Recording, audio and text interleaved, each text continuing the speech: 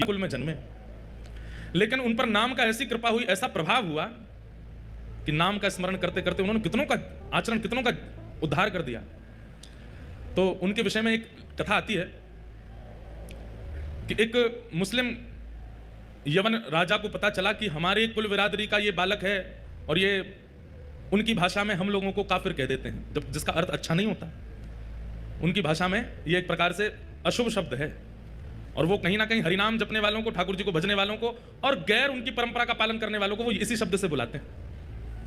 तो वो राजा जो था, यवन राजा, उसने कहा कि हमारी कुल बिरादरी का ये बालक और ये यवन होते हुए ये हरिनाम गाता है, काफिरों के भगवान का नाम गाता है।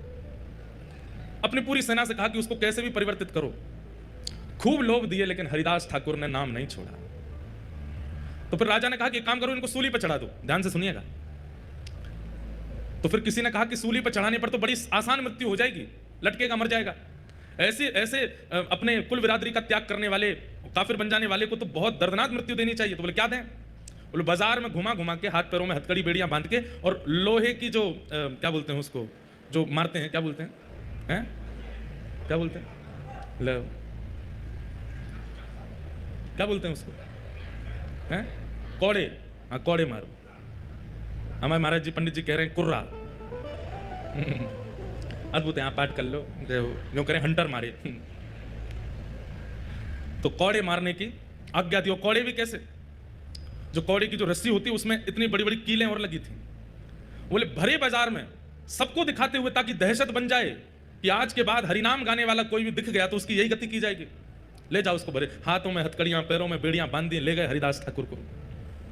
और ले जाकर के जब कौड़े मारने लगे, कौड़े मारते हैं, हरिदास ठाकुर कहते हैं चाहे जो कर लो, हरिनाम नहीं छोड़ूंगा, मैं प्रभु नाम नहीं छोड़ूंगा। और जितनी तेज मारते हैं उतनी तेज मुख से हरिनाम निकलता है। मारने वालों के पांव पूछते हैं। बोले तू पूछता क्यों हम तुझे मार रहे हैं? बोले क्योंकि इससे पहले मैंने बहुत प्रयास किया कि मैं खूब ऊंचे स्वर में हरिनाम गाऊं, पर इतना ऊंचा स्वर मेरा पहले कभी नहीं निकला जितना ऊंचा स्वर कौड़े पड़ने से निकल रहा है। और मारो और मारो, मेरा स्वर ऐसा निकले कि मेरा ये गले का जो स्वर है ये फट जाए हरिनाम गाते गाते। सब देखते रहे, घबरा गए, अपने बच्चों को ले लेकर के घरों में भाग गए। बच्चे घबरा करके मां से पूछ रहे हैं ये क्यों पिट रहे हैं? बोले क्योंकि इन्होंने काफिरों के भगवान का नाम गाया है। लेकिन कुछ लोगों के चित्त में विश्वास प्रकट हो रहा है। इतनी पीड़ा के बाद भी हरिदास ठाकुर नाम नहीं छोड़ रहे। कहते हैं भगवान के सुदर्शन जी को इतना क्रोध आया, इतना क्रोध आया कि जैसे आकाश में एक सूर्य है उसी समय दूसरा सूर्य प्रकट हो गया। वो दूसरे सूर्य नहीं है, साक्षात सुदर्शन जी महाराज प्रकट हो गए। और जैसे ही बेग से आक्रमण करने लगे उन यवनों के ऊपर, हरिदास ठाकुर हाथ जोड़ करके प्रार्थना करने लगे, हे सुदर्शन जी महाराज, इन्हें मत मारो, मैं आपके हाथ जोड़ता हूं, मैं आपके पांव पड़ता हूं, इन्हें मत मारो। सुदर्शन जी बोले ये इतनी पीड़ा दे रहे हैं, हरि भक्त को, हरिनाम गाने वाले को तुम्हारा क्या अपराध है? तुमने इनका धन नहीं चुराया, तुमने इनका कुछ नहीं लिया, तुम केवल हरिनाम अपनी कुटिया में बैठ करके, और ये इतनी पीड़ा दे रहे हैं तुम्हें। सुदर्शन जी महाराज बोले इनको जला करके भस्म कर दूंगा, दूर दूर तक दिखाई नहीं देगा कोई भी यवन। हरिदास ठाकुर कहते हैं महाराज ये कलयुग है, ये सतयुग नहीं है, ये त्रेता नहीं है, ये द्वापर नहीं है। सतयुग त्रेता द्वापर में हे सुदर्शन जी महाराज आपने खूब उद्धार किया है, अब उद्धार नहीं, अब तो स्वीकार करना है सबको। मैंने आज तक जितने भी नाम जप किए हैं उन सब नामों का प्रभाव, उन सब नामों का फल इन यवनों को दे दो, जैसे मैं यवन कुल का होकर के आज हरिनाम गा रहा हूं। हे सुदर्शन जी महाराज आप अपनी कृपा दृष्टि से अगर इनको देख लेंगे तो ये भी हरिनाम गाने लगेंगे। अब उद्धार नहीं करना है, अब तो स्वीकार करना है। कहते हैं इसीलिए महाप्रभु जगन्नाथ जी के बगल में सुदर्शन जी महाराज को आप देखेंगे तो यहां चक्र रूप में सुदर्शन जी नहीं है, जगन्नाथ जी के बगल में एक दंड रूप में, केवल एक डंडे के रूप में सुदर्शन जी महाराज खड़े हैं। वो नुकीली धार, वो उनका वेग स्वरूप, वो उनका आक्रामक स्वरूप क्यों नहीं है जगन्नाथपुरी में? ऊपर नीले चक्र विराजमान है, लेकिन महाप्रभु जगन्नाथ जी के बगल में आयुध रूप में, जहां आयुध रूप में चक्र रूप होना चाहिए था वहां पर डंडे के रूप में खड़े हैं, बिल्कुल नुकीले नहीं है। क्यों? क्योंकि ये कलयुग है, यहां उद्धार नहीं, यहां स्वीकार करना है। चाहे कितना भी पापी हो, कितना भी कठोर पाप कर्म करने वाला हो, महाप्रभु जगन्नाथ जी ने आज्ञा दी है सुदर्शन जी को कि यहां मारना नहीं है, यहां पर तारना है, स्वीकार करना है। ऐसे नामाचार्य श्री हरिदास ठाकुर कहते हैं कि एक बार उनके वे भी जगन्नाथपुरी आए थे, श्री चैतन्य महाप्रभु के साथ में यहां विराजमान रहे, खूब ठाकुर जी का, श्री जगन्नाथ महाप्रभु का खूब नाम गाया। उनके ऊपर कलंक लगाने के लिए, अब ये मारपीट से नहीं नाम छोड़ रहे थे तो फिर दूसरा उपाय अपनाया। क्या उपाय अपनाया? जिस कुटिया में बैठ करके भजन करते थे वहां पर एक वैश्या भेज दी, और वैश्या से पहले से ही कहकर के भेजा कि तुम जाकर के इन हरिदास ठाकुर के साथ में ऐसा व्यवहार करना, ये जैसे ही तुम्हारा स्पर्श करें जोर जोर से चिल्लाना, हम सब लोग तुरंत वहां आ जाएंगे और इनका दुर्प्रचार कर देंगे पूरे नगर में। तो दुर्प्रचार होने के कारण ये भीड़ जो लगती है इनके पास में, ये भीड़ खत्म होगी और लोग नाम वाम जपना बंद कर देंगे। तो वैश्या वो बोली ये तो मेरे बाएं हाथ का खेल है। कितनी आयु है इनकी? बोले 25-26 साल के हैं। बोले अभी जाती हूं। वैश्या आई और आकर के जैसे हरिदास ठाकुर को प्रणाम किया, प्रणाम करके कहा इतने युवा हो आप, कैसा आपका यौवन है, कैसा आपका स्वरूप है, और इस स्वरूप में, इस युवा अवस्था में आप ये सब क्या नाम वाम में जपने में लग गए हो? छोड़िए ना, मेरे साथ बैठिए, थोड़ी वार्ता कीजिए, थोड़ा आनंद करते हैं। नामाचार्य श्री हरिदास ठाकुर बोले देवी आप जो चाहती हैं मैं सब पूर्ण करूंगा, आपकी जो मनवांछित इच्छा है जैसा कहोगे वैसा ही करूंगा, पर मेरा नियम है मैं रोज 3 लाख नाम जपता हूं, वो हो जाए पूरे उसके बाद फिर तुम्हारी बात मानूंगा। अच्छा रोज 3 लाख जपते हो? बोले हाँ। अभी कितने बच्चे हैं? बोले अभी जैसे पूरा होगा मैं बताऊंगा। तुम कहां जाओगे? बैठी रहो यहीं पे। उसको भी बैठा लिया और नाम जप में लग गए, हरे कृष्ण कृष्ण कृष्ण हरे हरे, हरे राम राम राम हरे हरे।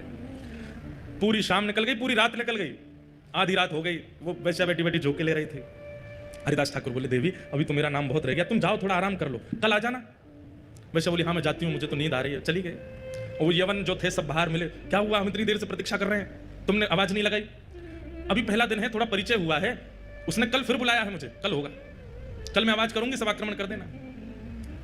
वैसे अगले दिन फिर आ गए, जैसे ही आकर के बैठी, हरिदास ठाकुर नाम जप कर रहे थे, तुरंत आकर के बैठी, अरे अब छोड़िए ना, क्या भजन कर रहे हैं? देवी कल के 3 लाख तो सुबह पूरे हो गए, आज के 3 लाख अभी चल रहे हैं, पहले ये पूरे हो जाएं, इसके बाद में तुम्हारी बात सुनूंगा ना। सब लोग इधर देखो, इधर देखो, यहाँ देखो, हम यहाँ क्यों बैठे हैं, वो सब व्यवस्था चल रही है, इधर देखो आप लोग, इतनी बढ़िया लीला चल रही है, आप इधर उधर देखने लगते हैं। एक हरिदास ठाकुर हैं, वैश्या सामने बैठी, वो नाम नहीं छोड़ रहे, यहाँ झूला आ गया, आप उधर देखने लगते हो, अपने ही व्यवहार पर ताली भी बजा रहे हो। दूसरा दिन हुआ, वैश्या आकर के बैठ गई, छोड़िए ना भजन, क्या बोले 3 लाख नाम रह गए, थोड़ा सा और कर। हरिदास ठाकुर पता क्या करते हैं, उसको तो बोल देते हैं कि मेरे 3 लाख नाम रह गए, तू बैठ, और नेत्र बंद करके ठाकुर जी से प्रार्थना करते हैं मेरे प्रत्येक नाम का फल ये वैश्या का मन परिवर्तित हो जाए, इसके मन में जो भाव, जो व्यवहार, जो विचार हैं ये आपकी हो जाए नाथ। ये जितना प्रयास मुझे रिझाने में कर रही है उतना प्रयास आपको रिझाने में करने लगे, हे नाथ मेरे नाम का पूरा फल इसको मिल जाए।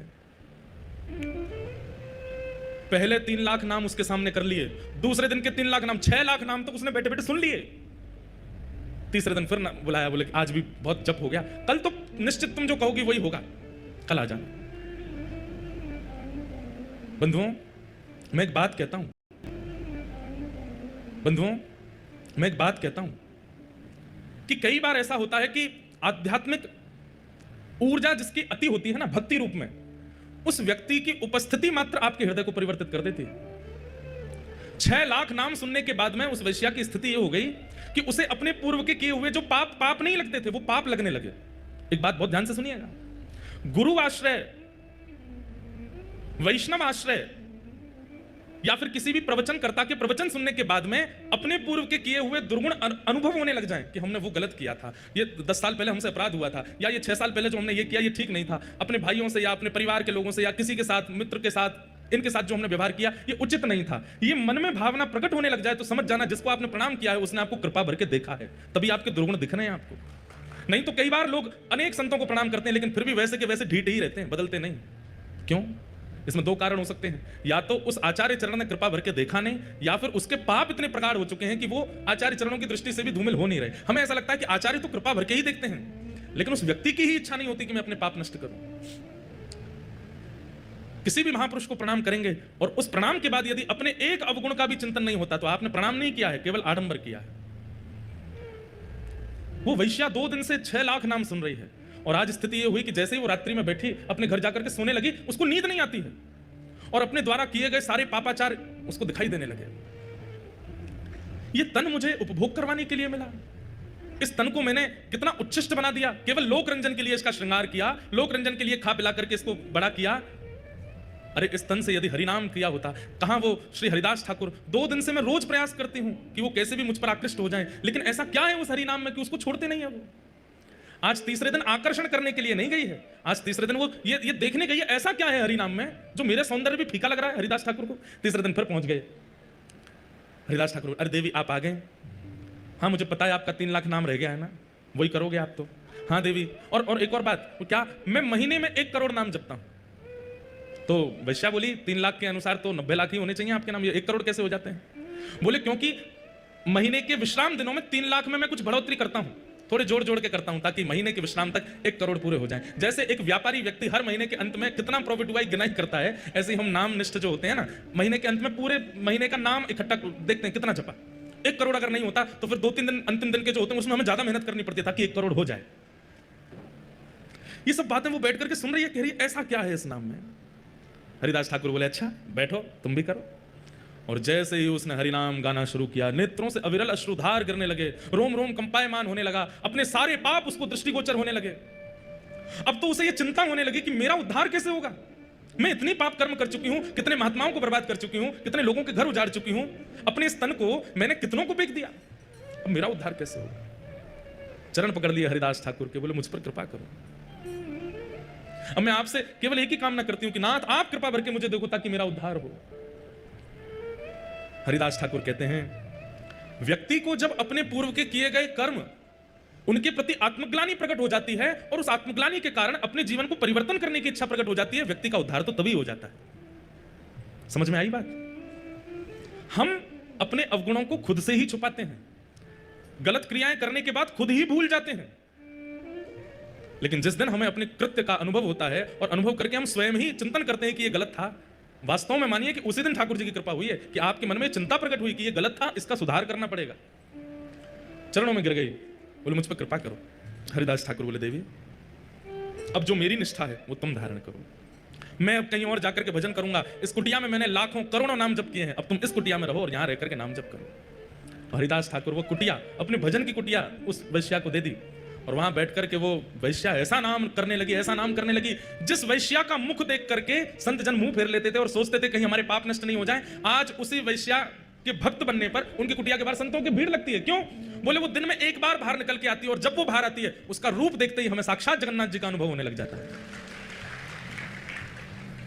बंधुओं, रूप सुंदर वो नहीं जिसकी सुंदरता देख करके लगे ये कितना सुंदर है, बल्कि रूप सुंदर वो कि जिसकी सुंदरता देख करके नेत्र बंद हो जाए और मन में भाव आए कि ये इतना सुंदर है तो वृंदावन चंद कितने सुंदर होंगे। किसी का स्वर सुनकर के ये ना लगे कितना अच्छा गाता है, उसकी वाणी सुनकर के मन में भाव आने लगे कि ये इतना सुंदर गाता है तो श्री मदन मोहन कितना सुंदर गाते होंगे।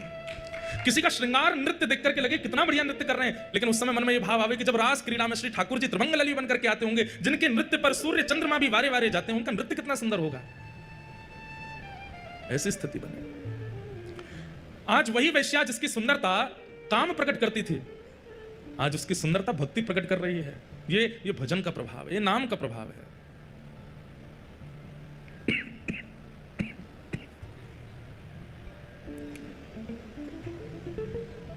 नाम का प्रभाव। तो हम निवेदन कर रहे थे कि आध्यात्मिक बनना एक बात है, पुण्यात्मा बनना एक बात है और भक्त बनना विशेष बात है। कथा का उद्देश्य, महाप्रसाद सेवन का उद्देश्य आप लोग पुण्य अर्जन करना मत रखो। तीर्थ यात्रा का उद्देश्य, समुद्र स्नान का उद्देश्य, उसके प्रति पुण्य की भावना मत रखो, भक्ति की भावना रखो, भक्ति की इच्छा रखो। अहम भक्त पराधीन, स्वयं भगवान श्री जगन्नाथ कहते हैं कि मैं अपने भक्त के पराधीन हूं। पूरा विश्व मेरे पराधीन है पर मैं अपने भक्त के पराधीन हूं। ऐसे नामनिष्ठ बनिए। आज सुबह प्रभात फेरी का क्रम हुआ, कल से ही क्रम चल रहे हैं। कल संध्या में महाप्रभु जगन्नाथ जी को व्यासपीठ और श्रोताओं की ओर से ध्वजा जी का भाव प्रस्तुत किया। कितना आनंद आया। महाप्रभु जगन्नाथ जी ध्वजा धारण करते हैं। आपको पता है ध्वजा पे सूर्य चंद्र बने हैं महाप्रभु जी के।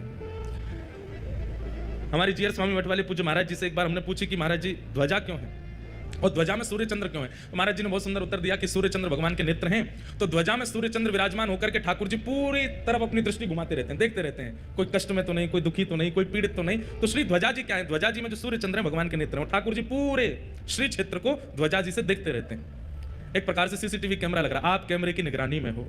कुछ भी करने से पहले सोच लेना। अच्छा, महाप्रभु जगन्नाथ जी की ध्वजा ऐसी है कि आप श्री क्षेत्र किसी कोने में चले जाओ, वो बात अलग है कि गली मोहल्ला में बिल्डिंग इतनी ऊंची है, लेकिन कहीं भी छत पर खड़े हो जाओ आपको ध्वजा जी दिख जाएंगे।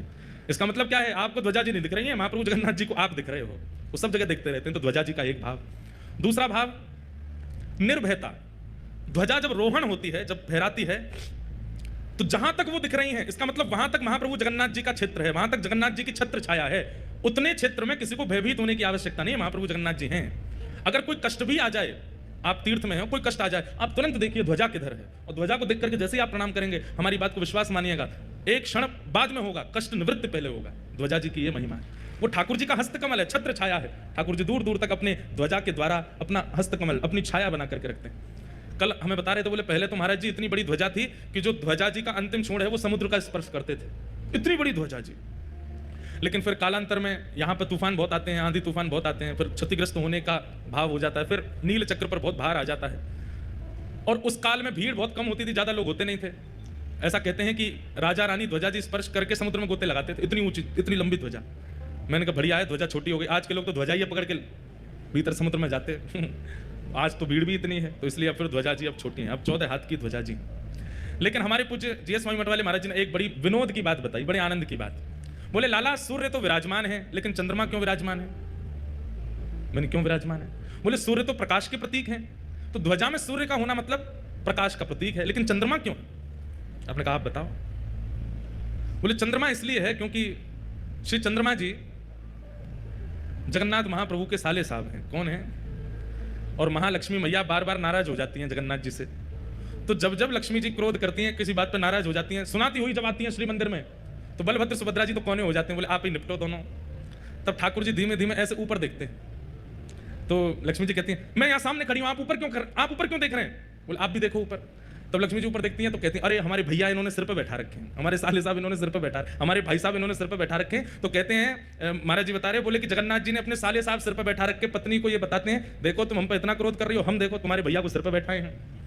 लक्ष्मी जी जब ऊपर देखती है तो फिर शांत हो जाती हैं, जितना उनका क्रोध होता है वो सब शांत हो। अच्छा कोई बात नहीं, अब की बार कर दिया, आगे से नहीं करना। तो जगन्नाथ जी कहते हैं हाँ आगे से ध्यान रखेंगे। ऊपर से साले साहब मुस्कुरा जाते हैं, जीजा जी आपने हमको इसीलिए बैठाया है कि हमारी बहन का कोप कम हो सके। बोला हाँ इसलिए बैठाए, इस बैठे रहो ऊपर ही। तो इसलिए चंद्रमा विराजमान है कि लक्ष्मी जी को क्रोध आवे तो ठाकुर जी ऊपर देखने लगते हैं और कहते हैं देखो तुम्हारे रिश्तेदार बैठे हमारे सिर पर, है कोई हमारे जैसा प्रेमी जो अपने साले को सिर पर बैठा ले? तो लक्ष्मी जी क्रोध कम कर देती हैं, इसलिए महाप्रभु जी अपने ध्वजा में चंद्रमा धारण करते हैं। ध्वजा धारण कराने के कई भाव हैं। कल बड़े प्रेम से हम आप सब लोगों ने महाप्रभु जगन्नाथ जी को ध्वजा धारण कराई, महाप्रभु जी बड़े प्रसन्न। आज जब सुबह प्रभात फेरी हो रही थी तो जैसे ही सामने से आपने देखा महाप्रभु, हम उसी मार्ग से आए थे यात्रा में, तो मैं आज कह ही रहा था, चिंता हो रही थी, हम जो बाइक चला रहे उनसे बोले मैंने आज ध्वजा जी लहरा नहीं रही। लेकिन जब हम लोग यात्रा में कीर्तन करते हुए तब भी ध्वजा जी नहीं लहरा रही थी, लेकिन जैसे ही हम सब लोग सन्मुख पहुंचे महाप्रभु जी के, तुरंत तभी ध्वजा जी लहराने लगी। मानो महाप्रभु जी प्रतीक्षा कर रहे थे कि जिनने ध्वजा अर्पित करी है वे सब जब आ जाएंगे तभी लहराएंगे, और सबको देख के मानो प्रसन्नता व्यक्त कर रहे थे। तो कल ध्वजा जी अर्पित हुई, उसके बाद फिर दर्शन की मारकाट मची, कौन पहले भीतर घुसे। अब हमको जहां से ले जाने के लिए